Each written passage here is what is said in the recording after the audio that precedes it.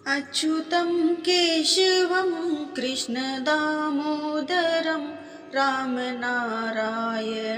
जानकीवल्लभम्। श्री कृष्णा, आप सभी का मेरे चैनल पर हार्दिक स्वागत है। आज मैं आपको माघ मास महात्म अध्याय 1 सुनाने जा रही हूँ। उससे पहले आप सभी को मेरे चैनल को सब्सक्राइब और मेरे वीडियो को ज्यादा से ज्यादा शेयर करना है।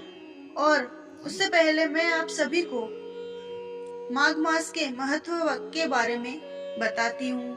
माघ के महीने का संबंध भगवान कृष्ण से होता है। माघ का महीना पहले माघ का महीना था, जो बाद में माध हो गया। माध शब्द का संबंध श्री कृष्ण के एक स्वरूप माधव से है। इस महीने को अत्यंत पवित्र माना जाता है। इसी महीने में बहुत सारे धार्मिक पर्व आते हैं, साथ ही प्रकृति भी अनुकूल होने लगती है। इस महीने में संगम पर कल्पवास भी किया जाता है, जिससे व्यक्ति शरीर और आत्मा से नवीन हो जाता है। माघ महीना 26 जनवरी से शुरू होता है और 24 फरवरी को समाप्त होता है। इस मास में भगवान विष्णु और माता लक्ष्मी की पूजा का विधान है। हिंदू पंचांग के अनुसार माघ मास का महीना 11वां महीना होता है।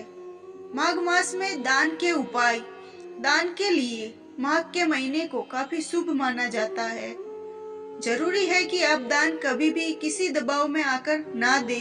दान हमेशा ऐसा व्यक्ति को देना चाहिए जिससे उसकी असल में जरूरत हो। दान में दी जाने वाली सभी चीजें उत्तम कोटि की होनी चाहिए। दान में कभी भी मांस, मदिरा, नुकीली चीजें नहीं देनी चाहिए।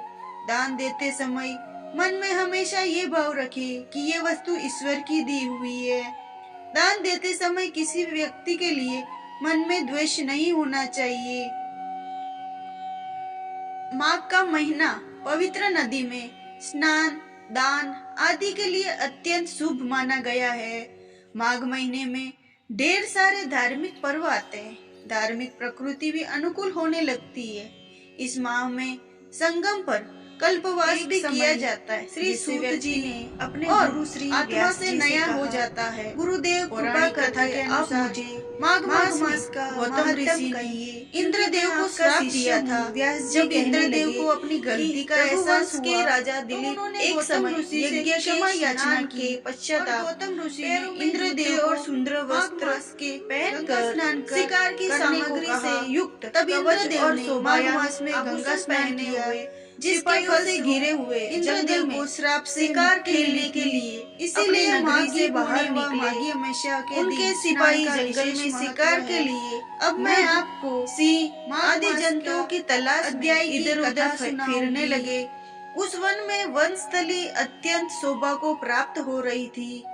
कहीं दो मृगों के झुंड फिरते थे, कहीं गीदड़ अपना भयंकर शब्द कर रहे थे, कहीं गेंडों का समूह हाथियों के समान फिर रहा था, कहीं वृक्षों के कोटरे में बैठे हुए उल्लू अपना भयानक शब्द कर रहे थे, कहीं सिंहों ने पदचिन्हों के साथ घायल मृगों के रक्त से भूमि लाल हो रही थी, कहीं दूध से भरी थनों वाली सुंदर भैंसें फिर रही थी, कहीं पर सुगंधित पुष्प, हरी भरी लताएं वन की शोभा को बढ़ा रही थी, कहीं बड़े बड़े पेड़ खड़े थे तो कहीं पर उन पेड़ों पर बड़े बड़े अजगर और उनकी केचुलियां भी पड़ी हुई थी। उसी समय राजा के सिपाहियों के बाजे की आवाज सुनकर मृग वन में से निकलकर भागने लगा और बड़ी बड़ी चौकड़ियां भरता हुआ आगे बढ़ा। राजा ने उसके पीछे अपना घोड़ा दौड़ाया, परंतु मृग पूरी शक्ति से भागने लगा। मृग कांटेदार वृक्षों से एक जंगल में घुसा और राजा ने भी उसके पीछे वन में प्रवेश किया, परंतु दूर जाकर मृग राजा की दृष्टि से ओझल होकर निकल गया। राजा निर्जन वन में अपने सैनिकों सहित प्यास के मारे अति दुखी हो गया। दोपहर के समय अधिक मार्ग चलने से सैनिक थक गए और घोड़े रुक गए।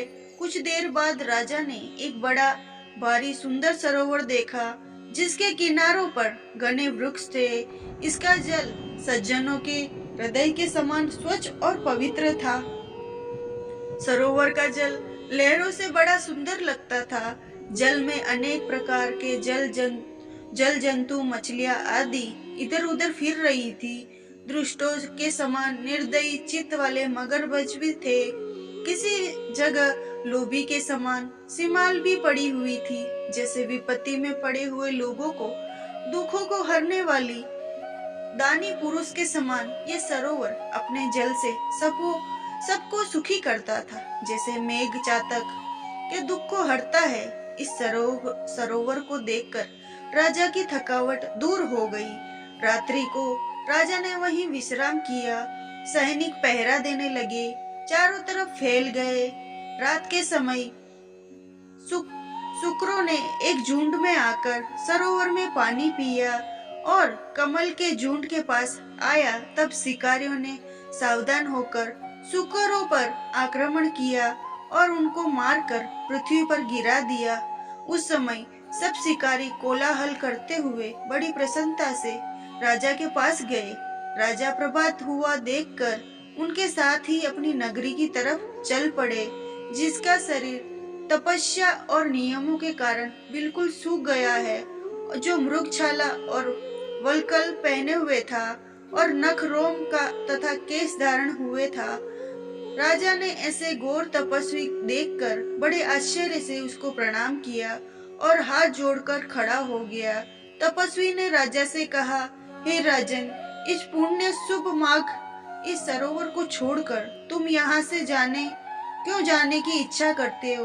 तब राजा कहने लगा, महात्म, मैं तो माघ मास में स्नान के फल को कुछ भी नहीं जानता। कृपा करके आप विस्तार पूर्वक मुझे बताइए।